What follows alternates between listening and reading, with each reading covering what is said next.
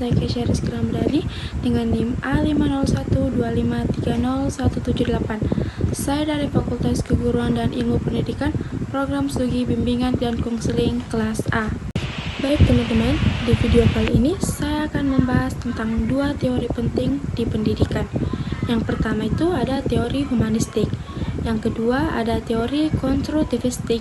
Di sini saya akan mengulas beberapa materi seperti konsep, tokoh, kelebihan, kelemahan, serta implementasi dalam pembelajaran. Baik, kita akan masuk ke pembahasan materi yang pertama, yaitu teori humanistik.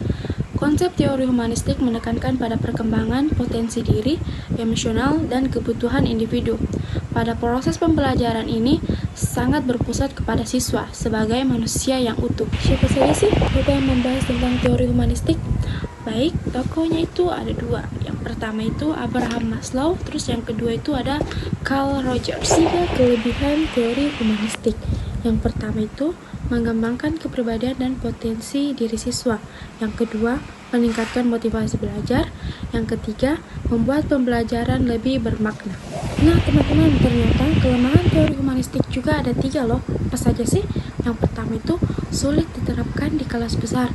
Terus yang kedua, kurang menekankan pada aspek akademik secara ketat. Terus yang ketiga, kita harus membutuhkan guru yang sangat terampil. Apa saja sih implikasi dalam pembelajaran teori humanistik ini? Yang pertama itu, guru harus menjadi fasilitator untuk siswa. Yang kedua, siswa diberi kebebasan untuk berekspresi. Yang ketiga itu, lingkungan belajar harus nyaman dan mendukung. Baik, kita akan membahas teori yang kedua, yaitu teori konstruktivistik. Konsep teori ini menyatakan bahwa pengetahuan dibangun sendiri oleh siswa dalam pengalaman atau interaksi di lingkungannya.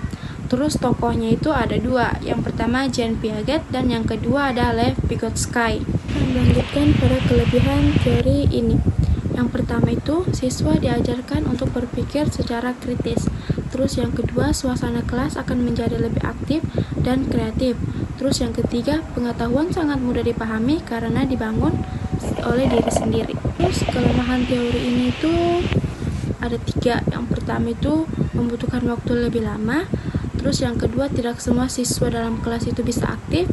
Terus yang ketiga, membutuhkan fasilitas yang memadai. Selanjutnya kita akan masuk kepada implikasi dalam pembelajaran teori ini.